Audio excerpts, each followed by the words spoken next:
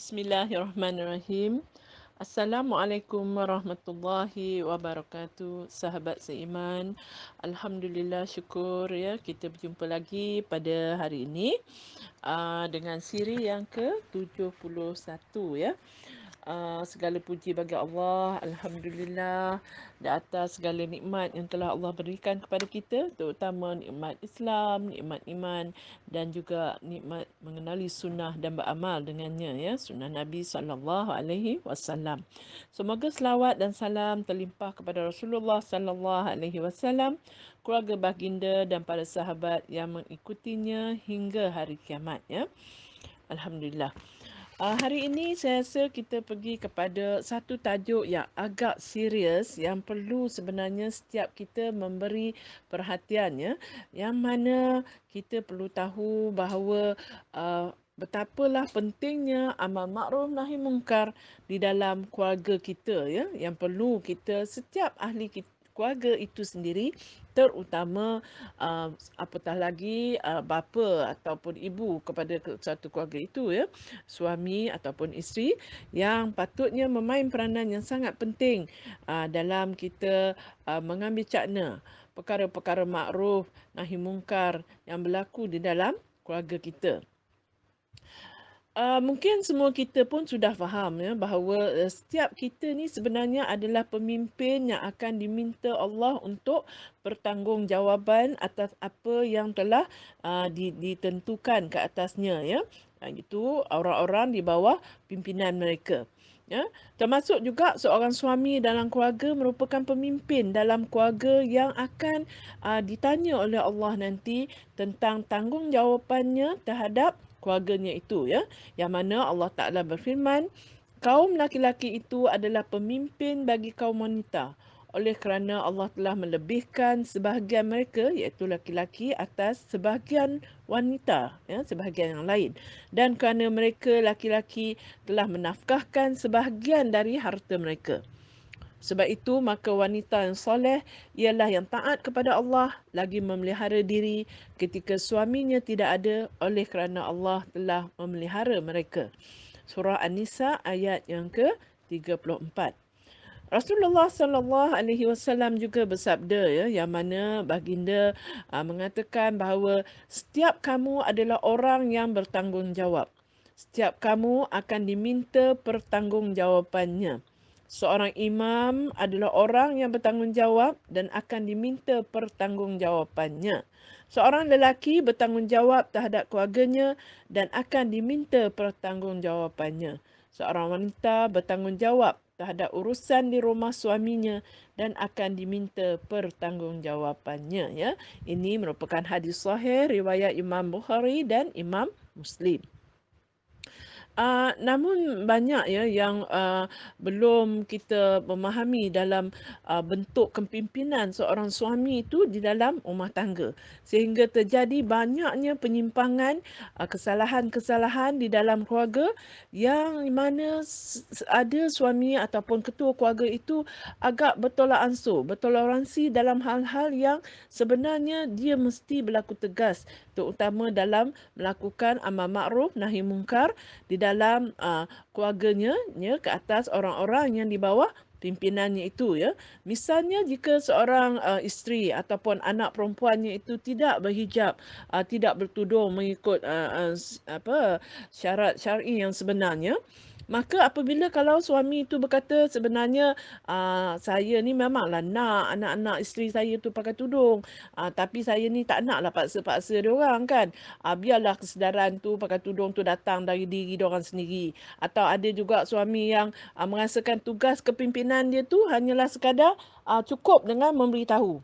Misalnya anak dia yang dah mula dewasa, dah mula kata orang berboyfriend, bergirlfriend ya, berpower-power lah ya kan, dalam bahasa yang mudah kita faham sekarang ni. Jika seorang ayah itu hanya sekadar memberitahu je kepada anak dia. Dia beranggapan bahawa dia mengatakan, sebenarnya saya dah cakap dah kat dia, boyfriend, dating tu semuanya memang tak baik. Tapi yalah budak-budak dah besar, biarlah dia pilih apa yang menurut dia orang tu baik. Ya, secara common sense saja sebetulnya kita mengakui bahawa itu bukanlah pemimpin yang bagus. Malahan itu boleh kita katakan sebagai pemimpin yang lemah, ya. Yang mana ketahuilah, amal makruf nahi mungkar ni sebenarnya wajib bagi setiap individu Muslim. Sama ada dia sebagai anak ke, isteri ke, ataupun belum berkeluarga ke. Apabila Rasulullah SAW bersabda, Nabi mengatakan bahawa agama itu adalah nasihat. Maka para sahabat bertanya, untuk siapa? Beliau menjawab, untuk Allah, kitabnya, rasulnya, para imam kaum muslimin dan umat muslim seluruhnya. Ini adalah hadis sahih daripada Imam Muslim. Rasulullah SAW juga memerintahkan kita supaya beramal ma'ruf nahi mungkar kepada semua orang Muslim. Ya, dengan tangan, iaitu kuasa jika kita mampu. Apabila kita tak mampu, maka kita menasihati dengan lisan kita atau minimalnya dalam hatilah. Ya, yang mana baginda bersabda, barang siapa yang melihat kemungkaran, maka ubahlah dengan tangannya. Jika tidak mampu, maka ubahlah dengan lisannya. Jika tidak mampu, maka ubahlah dengan hatinya. Dan itu adalah selemah-lemah iman. Hadis riwayat Imam Muslim. Ya? Dan amal makruf nahi mungkar ini sebenarnya lebih ditekankan lagi dalam sesuatu keluarga itu, ya, yang mana ianya menjadi suatu kewajipan yang mana Allah Ta'ala telah pun mengingatkan kita dengan ancamannya itu, wahai orang-orang yang beriman, jagalah dirimu dan keluargamu dari api neraka yang mana bahan bakarnya adalah manusia dan batu berbatuan, ya, batu-batu, iaitu berhala-berhala, ya. Hadis ini adalah surah Al-Quran daripada surah At-Tahrim ayat yang ke-6. Jadi bagi seorang suami, dia merupakan ketua kepada keluarga yang dipimpinnya, dan kewajipan ini menjadi lebih wajib lagi, ya. Kenapa? Kenapa ianya lebih ditekankan lagi? Kerana sudah tentulah, ya, sama ada dia telah pun mengamalkan amal makruf nahi mungkar ataupun dia belum mengamalkan mengerjakan amal makruf nahi mungkar dalam keluarganya, tetap dia akan diminta pertanggungjawapannya nanti di akhirat.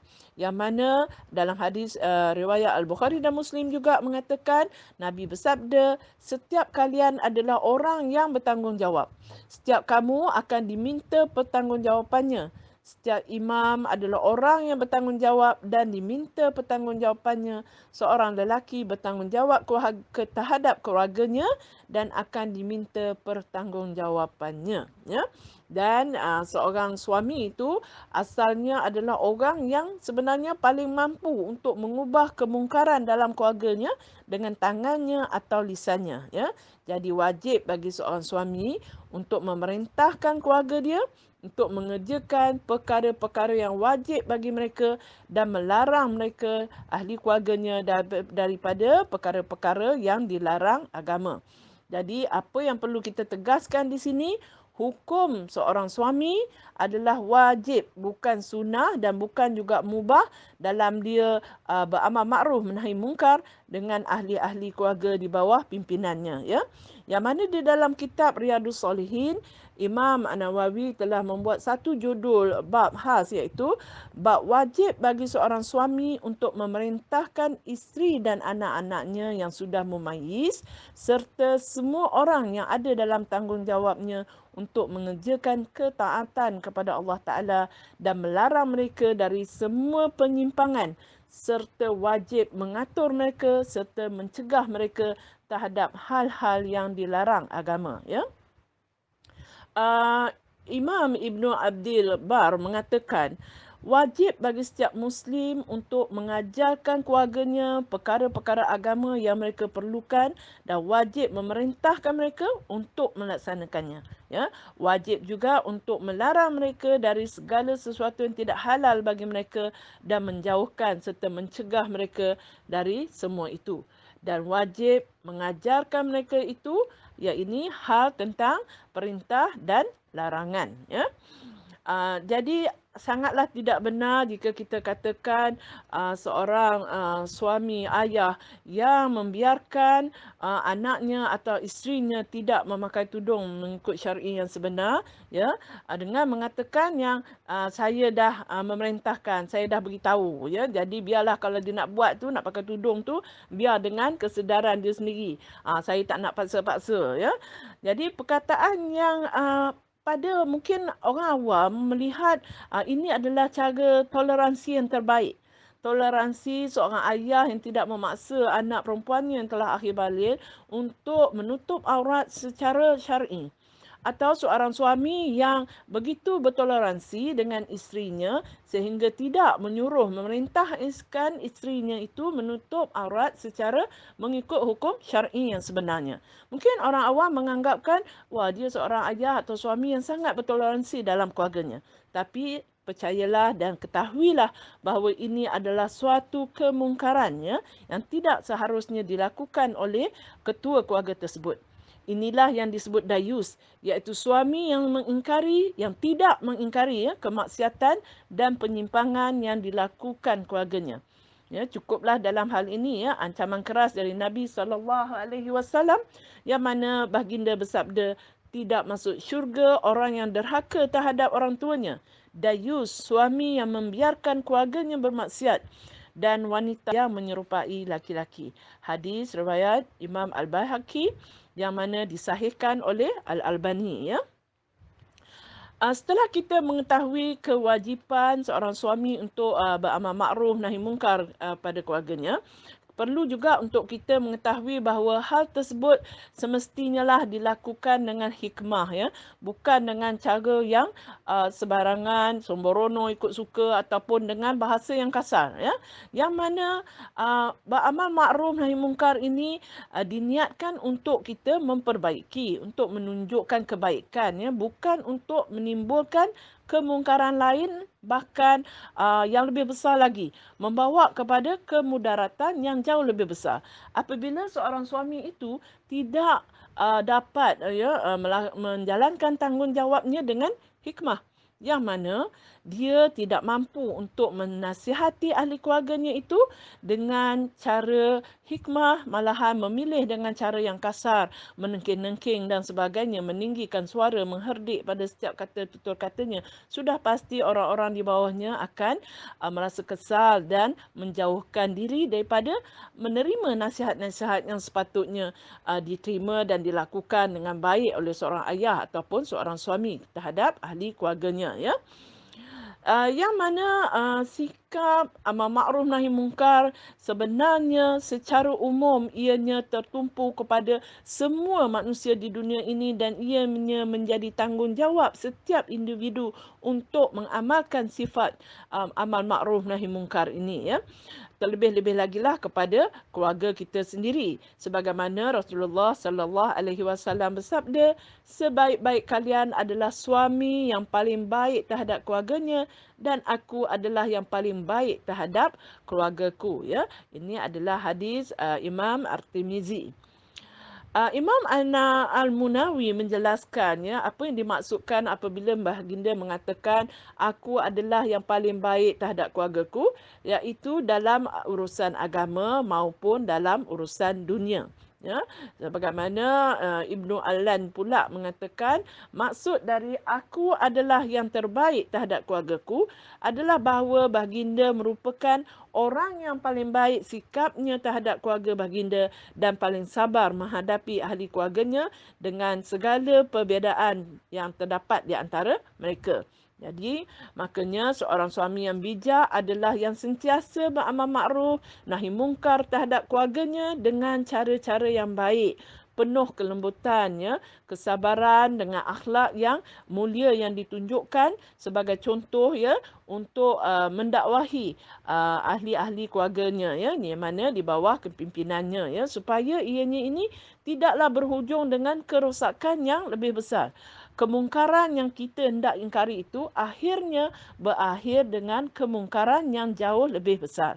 Sehingga kita pernah dengar akhirnya terjadi perceraian di dalam sesebuah rumah tangga itu hanya kerana atas dasar sikap suami yang tidak pandai memenangi hati isteri dan anak-anak, yang dalam menasihati mereka dengan sikap yang kasar, dengan suara yang selalu menengking, ya, tidak pernah cuba untuk berlaku bersabarlah sedikit ya dengan kerana anak dan isteri. Sesungguhnya Allah sendiri mengatakan bahawanya sebahagian daripada anak dan isteri kamu merupakan ujian bagi kamu, ya. Sangatlah malang sekiranya seorang suami yang merupakan ketua dalam rumah tangga tidak dapat mengawal lisannya, malahan melakukan dengan cara yang sangat kasar terhadap isteri dan anak-anak di bawah tanggungannya, ya.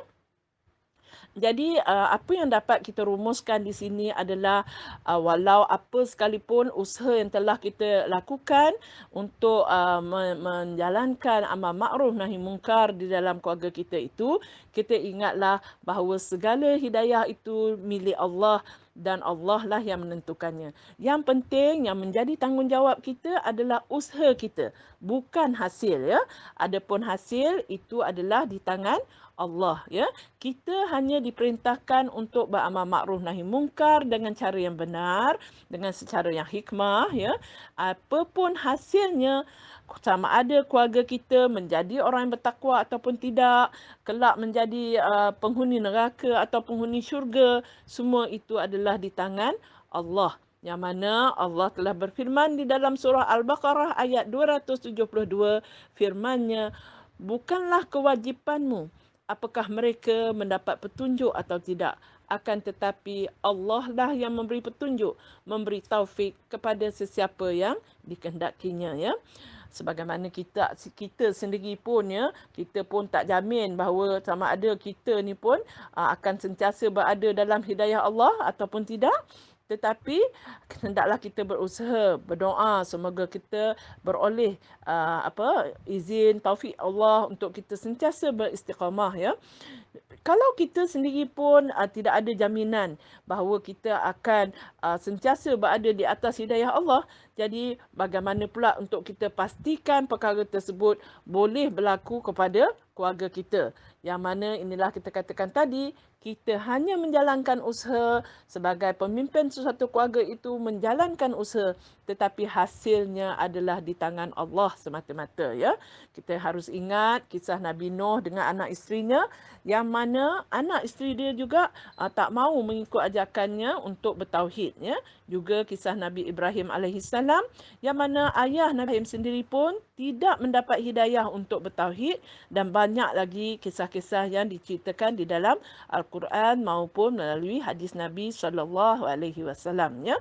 Jadi apa yang penting, yang perlu kita tekankan di sini adalah usaha kita. Apapun hasilnya adalah di tangan Allah Subhanahu Wa Taala, ya. Saya harap semoga ini memberi manfaat kepada kita. Sekian, subhanakallahumma wa bihamdika asyhadu an la ilaha illa anta astaghfiruka wa atubu ilaik.